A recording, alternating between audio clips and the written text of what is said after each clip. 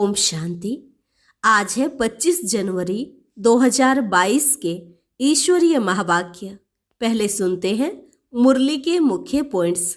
बाबा ने कहा, बच्चे अशरीरी भव, अभी सबकी वानप्रस्थ अवस्था है। मैं तुमको लेने आया हूँ, मुझे याद करो। यह जो देह के अनेक धर्म हैं, इनको छोड़ो।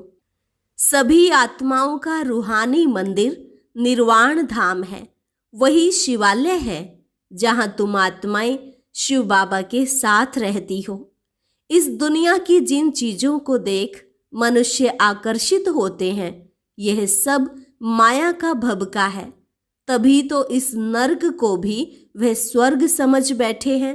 फिर कहा, दिन प्रतिदिन ज्ञान समझना इतना सहज हो जाएगा जो एक सेकंड में ही कोई को निश्चय हो जाए। यह लास्ट का ही गायन है कि जनक को सेकंड में जीवन मुक्ति मिली। तुम्हारा 84 जन्मों का चक्र पूरा हुआ। तुम फिर से स्वर्ग में जाने के लिए पुरुषार्थ करो। जीते जी बाप को याद करो। आगे कहा, भले मंजिल बहुत ऊंची है, परंतु विश्व का बादशाह बनना तुम्हारे लिए कोई नई बात नहीं। तुमने अनेक बार माया के तूफानों को पार कर अपना राज्य भाग्य लिया है। कोई इस मात पिता की आज्ञा पर पूरा चले तो एकदम तर जाए। बाबा कितना अच्छी रीति समझाते हैं, फिर भी बच्चे बाप का बन फारकती दे देते हैं। और लास्ट में बाबा ने कहा, याद रखना यह अंतिम समय है। यह गायन भी इस समय का है, किनकी दबी रहेगी धूल में, किनकी राजा खाए। सफल होगी उनकी जो नाम धनी के लगाए। तुम बच्चे अपना सब कुछ बाप के पास इंश्योर करते हो, तो धनी बाबा भी तुम्हारी सब आशाएं पूरी करता है। और अब सुनते हैं महावाक्यों को विस्तार से। मुरली का सार। मीठे बच्चे, यह तुम्हारी वानप्रस्थ अवस्था है, इसलिए एक बाप को याद करना है। निर्वाण धाम में चलने की तैयारी करनी है। प्रश्न, बाप के पास किस बात का भेद नहीं है? उत्तर, गरीब व साहूकार का। हर एक को पुरुषार्थ से अपना उच्च पद पाने का अधिकार है। आगे चल सबको अपने पद का साक्षात्कार होगा। बाबा कहते हैं, मैं हूँ गरीब निवाज, इसलिए अभी गरीब बच्चों की सब आशाएं पूरी करते हैं। यह अंतिम समय है। किसकी दबी रहेगी धूल में, किसकी राजा खाए, किसकी चोर लूट ले जाए, किसकी आग जलाए। सफल उसकी होगी जो धनी के नाम पर लगाए। जो बाप को इंश्योर करते हैं उनका सफल होता है। गीत, आखिर वह दिन आया आज जिसकी राह तकते थे। ओम शांति। इसका अर्थ तो बिल्कुल सिंपल है। हर एक बात सेकंड में समझने की है। सेकंड में बाप से वर्षा लेना है। बच्चे जानते हैं कि बेहद का बाप आ गया है, परंतु यह निश्चय भी कोई कोई को स्थायी बैठता नहीं है। जैसे लौकिक संबंध में माँ को बच्चा पैदा होता है तो झट समझ जाता है कि यह जन्म दे और पालना करने वाली है, तो यहाँ भी झट समझना चाहिए ना। अब तुम बच्चे जानते हो, भक्ति के बाद ही भगवान आते हैं। अब भक्ति कितना समय चलती है, कब शुरू होती है, यह दुनिया में कोई नहीं जानते सिवाय तुम बच्चों के। तुम बता सकते हो भक्ति कब से शुरू हुई। मनुष्य तो कहेंगे परंपरा से चली आती है। ज्ञान और भक्ति दो चीजें जरूर हैं। कहते हैं यह अनादि चलती आती हैं, परंतु अनादि का भी अर्थ नहीं समझते। यह ड्रामा का चक्र अनादि काल से फिरता रहता है। इनका आदि अंत नहीं है। मनुष्य तो गपोड़े लगाते रहते हैं, कभी कहते इतने वर्ष हुए, कभी कहते इतने वर्ष। बाप आकर सब सिद्ध कर बताते हैं। शास्त्र आदि पढ़ने से कोई बाप की प्राप्ति नहीं होगी। बाप की प्राप्ति तो सेकंड में होती है, सेकंड में जीवन मुक्ति। यह भी किसको पता नहीं कि बाप कब आते हैं। कल्प की आयु ही लंबी कर दी है। अब बाप तो जानते हैं और बच्चे भी सब कुछ जानते हैं, परंतु वंडर यह है जो 10-20 वर्ष में भी कोई को पूरा निश्चय नहीं होता है। निश्चय होने के बाद फिर तो कभी कह ना सके कि यह हमारा बाप नहीं है भी बहुत सहज। तुमको तो बच्चा बनने में भी बहुत टाइम लगा है, 10-20 वर्ष में भी पूरा निश्चय नहीं हुआ है। अब तुम किसको परिचय देते हो तो सेकंड में निश्चय हो जाता है।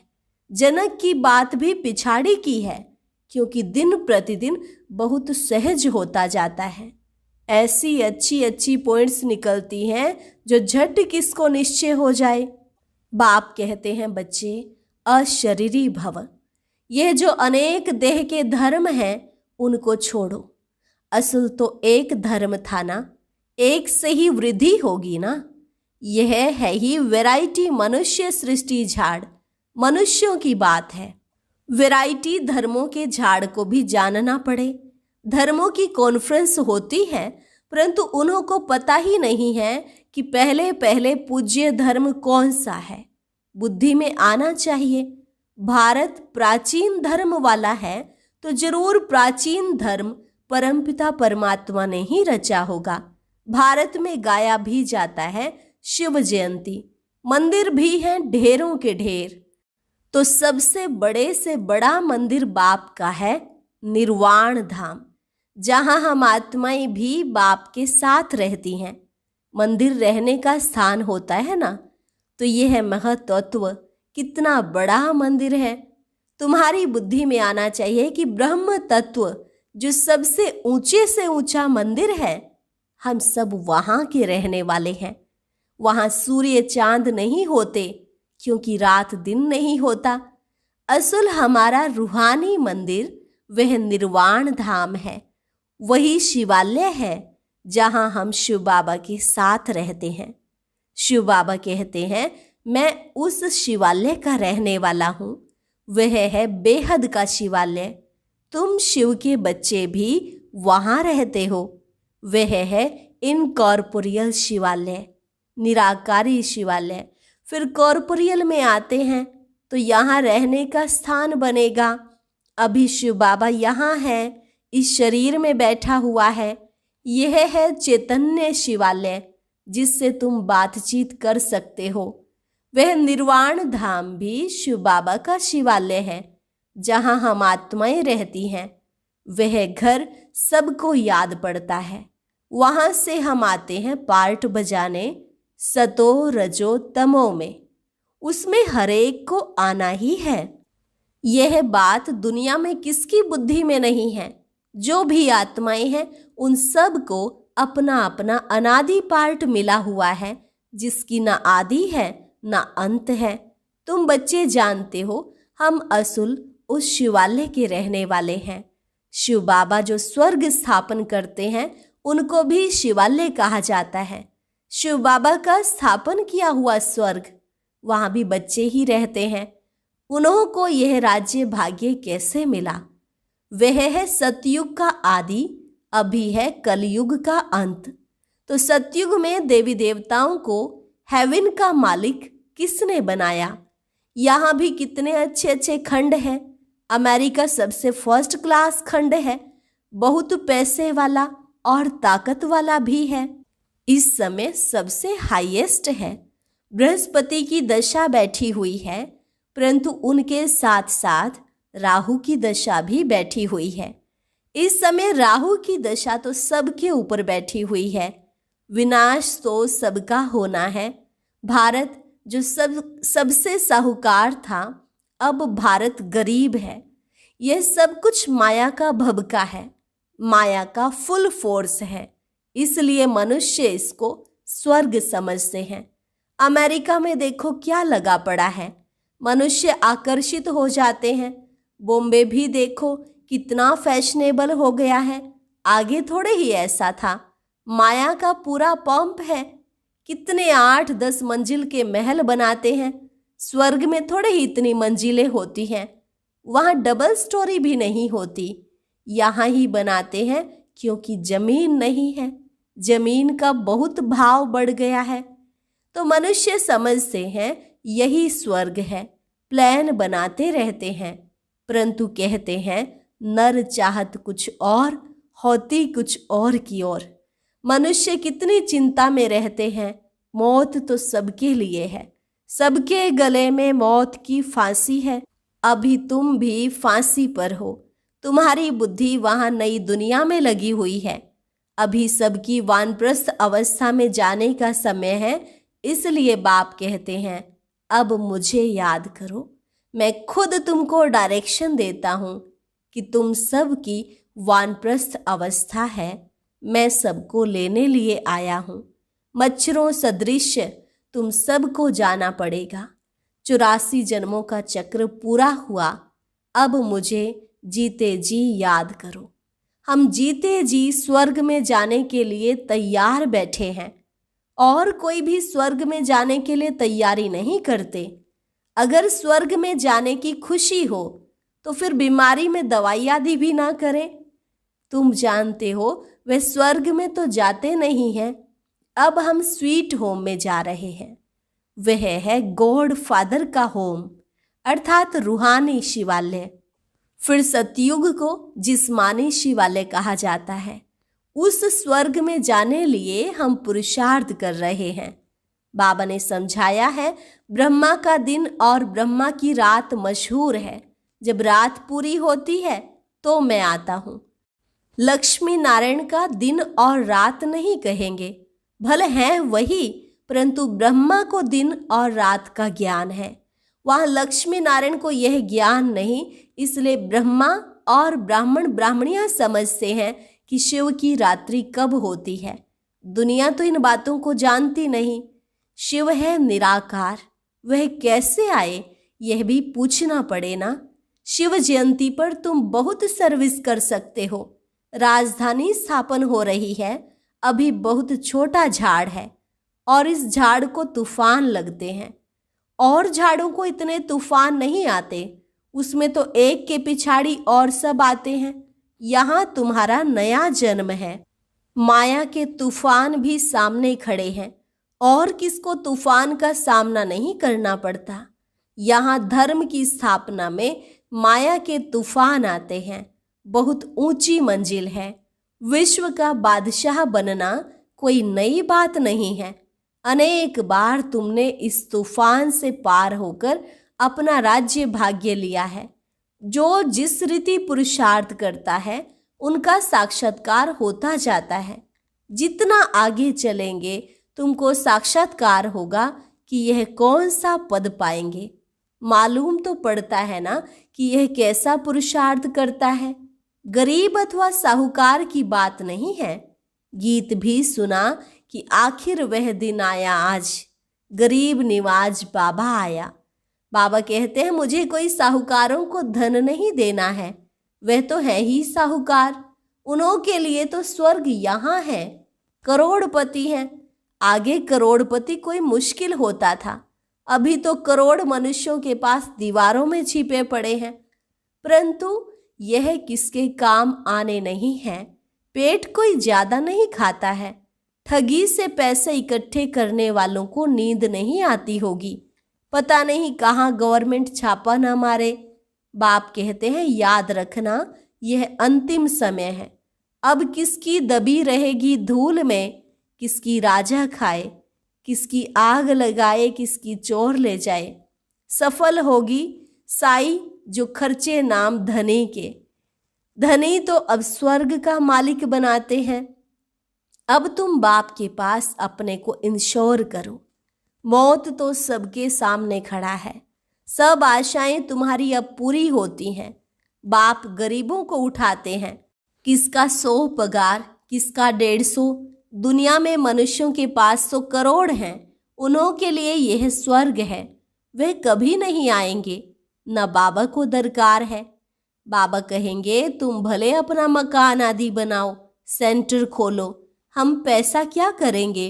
सन्यासी लोग तो बहुत फ्लैट आदि बनाते हैं, उनके पास बहुत मिल्कियत रहती है।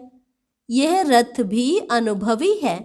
अब मैं आया हूँ गरीबों को साहूकार बनाने, तो अब हिम्मत करो। करोड़पति जो हैं उनके पैसे कोई काम में आने वाले नहीं हैं। यहाँ पैसे आदि की कोई बात नहीं। बाप सिर्फ कहते हैं मन मना भव, खर्चे की बात नहीं। यह मकान बनाया है वह भी बड़ा सिंपल, सो भी अंत समय तुम्हारे ही रहने के लिए है। तुम्हारा यादगार यहाँ खड़ा है। अभी फिर चैतन्य में स्थापना कर रहे हो, फिर यह जड़ यादगार खलास हो जाएंगे। तुमको यह लिखना चाहिए कि आबू में आकर जिसने ये मंदिर नहीं देखा और इन्हों के ऑक्यूपेशन को नहीं जाना तो कुछ नहीं देखा। तुम कहेंगे हम वही चैतन्य में अब बैठे हैं, इन जड़ चित्रों का राज समझा सकते हैं। कहेंगे यह हम हैं, हमारा जड़ यादगार बना हुआ है। वंडरफुल मंदिर यह है। वंडर है ना? मम्मा बाबा और बच्चे यहाँ चैतन्य में बैठे हैं, वहाँ जड़ चित्र रखे हैं। मुख्य है ये शिव, ब्रह्मा, जगदम्बा और लक्ष्मी नारायण। कितना अच्छी रीति समझाते हैं, फिर भी बाप का बन और बाप को फारकती दे देते। यह भी कोई नई बात नहीं। बाप का बन फिर भागंती हो जाते हैं। भागंतियों का भी हम चित्र रख सकते हैं। अगर पक्का निश्चय है तो अपना राजाई का चित्र बना लो, तो स्मृति रहेगी हम भविष्य में डबल सिरताज स्वर्ग के मालिक बनेंगे। अगर बाप को छोड़ दिया तो ताज गिर पड़ेगा। यह बड़ी वंडरफुल बात समझने की है। बाप को याद करो, उनसे ही वर्षा मिलता है। उसको ही सेकंड में जीवन मुक्ति कहा जाता है। भविष्य के लिए बाबा तुमको लायक बना रहे हैं। मनुष्य दान पुण्य करते हैं दूसरे जन्म के लिए, वह है अल्पकाल की प्राप्ति। तुम्हारी तो इस पढ़ाई से भविष्य 21 जन्मों के लिए प्रारब्ध बनती है। कोई इस माता पिता की आज्ञा पर पूरा चले तो एकदम तर जाए, माता पिता भी खुश होंगे। अमल में नहीं लाते हो तो पद भी कम हो जाता है। शिव बाबा कहते हैं मैं निष्कामी हूँ, अभोक्ता हूँ। मैं यह टोली आदि कुछ भी नहीं खाता हूँ। विश्व की बादशाही भी तुम्हारे लिए है, यह खान पान भी तुम्हारे लिए है। मैं तो सर्वेंट हूँ, मेरे आने का टाइम भी मुकर्रर है। कल्प कल्प अपने बच्चों को राज्य भाग्य देकर मैं निर्वाण धाम में बैठ जाता हूँ। बाप को शल कोई ना भूले। बाप तो तुमको स्वर्ग की बादशाही देने आए हैं, तो भी तुम उनको भूल जाते हो। किसको बाप का परिचय देने का भी बहुत सहज तरीका बताया है। पूछो परम पिता परमात्मा से आपका क्या संबंध है, प्रजापिता ब्रह्मा से आपका क्या संबंध है। दोनों बाप हैं, वह निराकार, यह साकार। बाप को सर्वव्यापी कहने से वर्षा कैसे मिलेगा? श्रीमत भगवान की मिलती है। श्रीमत से ही तुम श्रेष्ठ से श्रेष्ठ बनते हो। अच्छा, मीठे मीठे सिक्की लधे बच्चों प्रति मात पिता बाप दादा का याद प्यार और गुड मॉर्निंग। रूहानी बाप की रूहानी बच्चों को नमस्ते। रूहानी बच्चों की रूहानी बाप दादा को नमस्ते नमस्ते, गुड मॉर्निंग। धारणा के लिए मुख्य सार। पहली पॉइंट, माया के तूफानों को पार करते हुए बाप से पूरा पूरा वर्षा लेना है। माता पिता की आज्ञाओं को अमल में लाना है। पुरानी दुनिया को भूल नई दुनिया को याद करना है।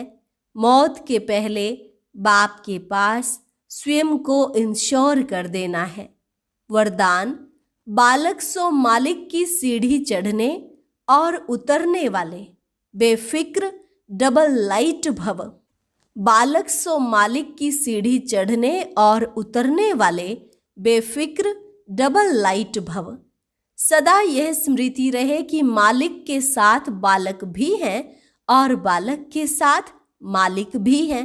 बालक बनने से सदा बेफिक्र डबल लाइट रहेंगे और मालिक अनुभव करने से मालिकपन का रूहानी नशा रहेगा। राय देने के समय मालिक और जब मेजॉरिटी फाइनल करते हैं तो उस समय बालक। यह बालक और मालिक बनने की भी एक सीढ़ी है। यह सीढ़ी कभी चढ़ो कभी उतरो, कभी बालक बन जाओ कभी मालिक बन जाओ, तो किसी भी प्रकार का बोझ नहीं रहेगा। स्लोगन: जो पुरुष आत्मा समझ रथ शरीर द्वारा कार्य कराते हैं वही सच्चे पुरुषार्थी हैं। लवलीन स्थिति का अनुभव करने के लिए आज का अभ्यास: सेवा व स्वयं की चढ़ती कला में सफलता का मुख्य आधार है एक बाप से अटूट प्यार। बाप के सिवाय और कुछ दिखाई न दे।